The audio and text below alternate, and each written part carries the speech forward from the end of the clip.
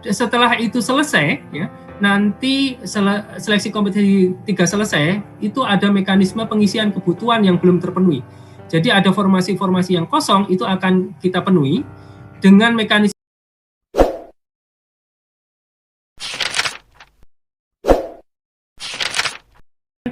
Kalau di aturan kami hanya menyatakan akreditasi.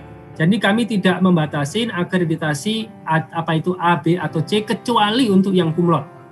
Kecuali untuk yang kumlot. Kumlot itu akreditasi perguruan tinggi A dan prodinya A. Namun demikian seperti kami sampaikan tadi, kalau memang dipertimbangkan ada syarat-syarat jabatan yang membutuhkan persyaratan seperti itu, dipersilakan. Hanya saja tetap dengan konsep membuka kesempatan seluas-luasnya. Jadi tidak terlalu mengekang, dan juga mohon juga diperhatikan dengan ketersediaan SDM yang ada di daerah tersebut. Jangan-jangan nanti kalau misal di suatu daerah kemudian akreditasinya terlalu tinggi, kemudian juga jadi pelamarnya tidak ada, itu kan juga berpotensi masalah juga seperti itu. Baik, ini pengaturan bagaimana keempat peserta tadi ya bisa mengikuti baik di seleksi kompetensi pertama, seleksi kompetensi kedua maupun seleksi kompetensi 3. Yang ketiga, pada saat seleksi ketiga, siapa yang boleh ikut? Itu adalah guru yang tidak lulus di seleksi kompetensi kedua. Namun demikian Bapak Ibu sekalian, ini penjelasannya masih sedikit kurang. Pada seleksi kompetensi pertama dan seleksi kompetensi kedua itu masih berlangsung di sesuai dengan kewenangan masing-masing. Jadi maksud saya gini, untuk guru TK, PAUD, SD, dan SMP karena merupakan kewenangan kabupaten kota masih diberlakukan pada lingkup tersebut untuk tes pertama dan tes kedua. Sedangkan untuk guru SMA, SMK, SLB itu karena merupakan kewenangan provinsi, maka dilakukan pada lingkup provinsi tersebut. Jadi belum bisa lintas kewenangan, belum bisa lintas provinsi maupun kabupaten kota. Sedangkan pada saat seleksi ketiga itu sudah boleh lintas kabupaten kota dan lintas provinsi. Jadi kita berlakukan secara nasional sekalian. Ini yang membedakan. Dan ini kira-kira aturannya, alurnya nanti adalah alur garis besarnya adalah seperti ini. Dan bagi mereka yang tidak lulus akan berlanjut di seleksi kompetensi 3, tapi saat ini berlangsung secara nasional. Jadi nanti peserta bisa memilih formasi secara nasional di tempat lain sesuai dengan sedik atau kualifikasi yang bersangkutan. Jadi dari kabupaten A boleh nggak milih kabupaten B, boleh ke provinsi C dan seterusnya. Juga boleh yang tadinya di SMP boleh memilih ke SMA, SMA boleh memilih ke SMP dan seterusnya sesuai dengan serdik dan kualifikasi yang bersangkutan. Kemudian Bapak Ibu sekalian, setelah itu selesai, ya, nanti seleksi kompetensi 3 selesai, itu ada mekanisme pengisian kebutuhan yang belum terpenuhi. Jadi ada formasi-formasi yang kosong, itu akan kita penuhi dengan mekanisme yang secara otomatis. Jadi tidak melakukan seleksi lagi. Tidak akan melakukan seleksi lagi, kita akan melakukan secara otomatis bagi mereka yang memenuhi nilai ambang batas dan berperingkat terbaik. Dan itu nanti akan ditempatkan sesuai dengan jabatan, bentuk satuan pendidikan, dan instansi yang dilamar, di mana metode penentuan sekolah tersebut akan ditentukan kemudian, nanti bersama-sama dengan Kementerian Pendidikan dan Kebudayaan. Baik, selanjutnya ada satu hal lagi Bapak Ibu sekalian yang perlu menjadi perhatian, bahwa nilai passing grade itu pada seleksi kompetensi pertama, kedua, ketiga bisa dipergunakan. Kemudian ini adalah contoh kasusnya pada seleksi kompetensi pertama, pelamar yang memiliki sertifikasi sejarah melamar guru IPS pada SMP dan lulus nilai ambang batas namun tidak lulus seleksi. Pelamar tersebut melamar kembali pada seleksi kompetensi kedua, memilih guru kelas pada sekolah dasar. Nilai seleksi kompetensi pertama tidak dapat digunakan karena peserta mendaftar di jabatan yang berbeda. Ini kemudian kita dorong nih. Jadi kan mereka sudah yang guru lanjutan itu sudah yang kedua kalinya nih. Boleh memilih yang tadi, ya. Memilih yang masih formasi masih kosong. Itu tapi masih dalam lingkungan satu kabupaten kota. Nah, nanti kalau tidak lulus lagi, ya jangan sampai sebetulnya ya. Itu bisa ya ke tahap ketiga. Itu untuk yang tidak lulus ya Pak ya? Iya, yang tidak lulus dari keempat jenis tersebut itu lulus yang tahap ketiga. Nah, tahap ketiga itu nanti boleh nasional. Jadi mau daftar di Jakarta boleh, mau daftar di Maluku sana juga boleh. Yang nggak boleh hanya daftar di Papua dan Papua Barat. Wajar. Papua dan Papua Nah, Barat. Papua Barat, ya. Atau memang berminat ke Papua, kan kita nggak tahu. Boleh Pak. Kalau kami sih Pak sebagai itu. Ini itu kalau melihat kesempatan ini kan salah satu tujuan kita. Betul Pak. Kita itu terkait bangsa loh. Iya, betul Pak. Terkait bangsa, kita bukan suku Tangerang. Iya. Iya. Betul Pak. Tuh. Yes, setuju guys. Setuju Pak. Iya. Nah, seperti itu. Makanya kemudian tadi sekaligus menyelesaikan masalah ketika yang di Maluku itu banyak sekali udah kebutuhan guru dan sebagainya, tapi nggak tersedia tuh di sana. Masih ada kosong tuh. Walaupun pemerintah daerahnya Pak biasanya orang-orang datang ke sini 2-3 tahun ya itu tadi minta pindah. Ya jangan boleh kalau dia pindah, ini namanya itu dapat kontrak dengan sekolahnya, kontrak dengan tempatnya. Ya, kalau dia pindah keluar mas. Ya kan? Habis kontrak ya Pak ya? Putus kontrak ya Pak ya? Betul. Jadi ini tadi kan saya sampaikan juga. Pada prinsipnya kita ingin mencari jalan tengah.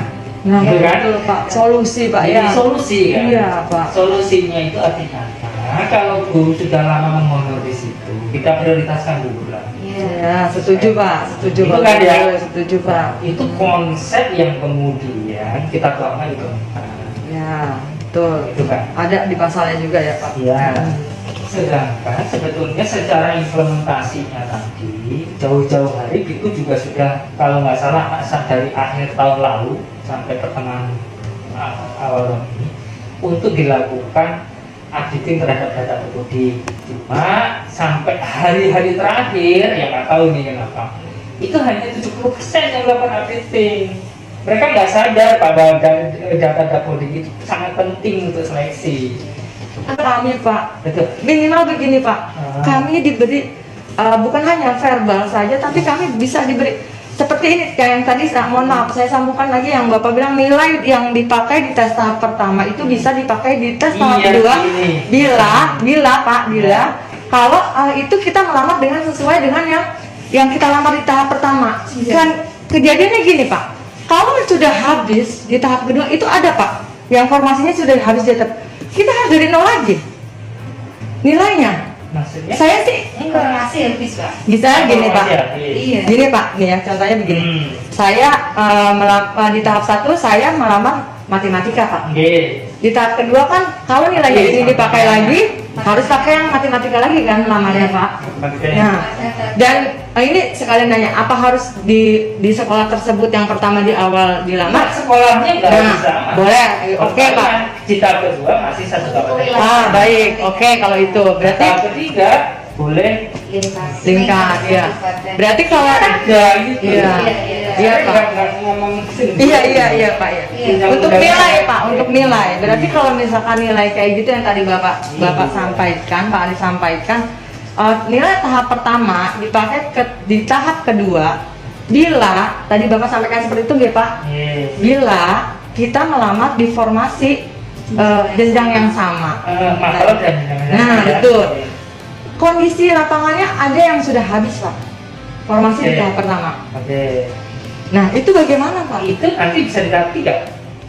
Yang nasional. Tapi kan ada, kan di sini tahap 3 itu kalau Juga. nasional diperlukan orang yang di daerah situ kan berarti Pak logikanya ini kan. Enggak juga, boleh Tangerang, boleh daftar kita. Jadi kan, jadi mohon maaf Pak sebelumnya ya Pak, mohon maaf. Ini mohon maaf ya Pak ya. Ini untuk saya pribadi nih Pak ya. Saya sudah nilai sudah di atas passing grade sebelum diturunkan passing grade pun saya sudah lolos di atas passing grade. Saya kondisinya misalkan ya Pak ya. Tapi dalam kondisi itu nggak lulus kan sesuai dengan pemerintah, karena tidak berperingkat terbaik kan. Ada yang lebih peringkatnya terbaik kan? Peringkat satu. Lu kok bisa nggak lulus? Nah kalau bukan sekolah itu. Bukan sekolah Karena itu. bukan sekolah itu. Oh ya. Nah, ada aturannya. ya betul. Itu yang kami sayangkan, sistem tidak mengunci. Betul kata Bapak. Sudah diriset, sudah Pak. Saya tadinya di SMP 8. Artinya ibu bersaing dengan yang bukan sekolah itu juga kan? Dan sekolah ini juga Pak. Dan yang keterima sekolah ini dua-duanya Pak. Iya. Ini kan tadi sebetulnya 506.000 formasi Dari saya juga ya. dari 1 juta ya. Kemudian kemarin itu yang diperbutkan baru 320.000. Iya. Yang terisi itu 170. 170. Iya. Jadi masih ada berapa? 506 dikurangi 170.000 Itu nasional. nasional. Tapi kayak di kabupaten saya itu Pak, sisa kuotanya tinggal 46. Ini Sementara kami yang lulus itu 700. ya, itu makanya sebenarnya kita sangat mendorong supaya Pemda itu ngusulin semuanya. Karena kalau dia ngusulin semuanya, sebetulnya guru honorer itu hanya ada 750.000-an. Artinya kalau dari formasi 1 juta masih bisa. Tapi sekali lagi bahwa yang namanya komite dana itu adalah APBD. Iya.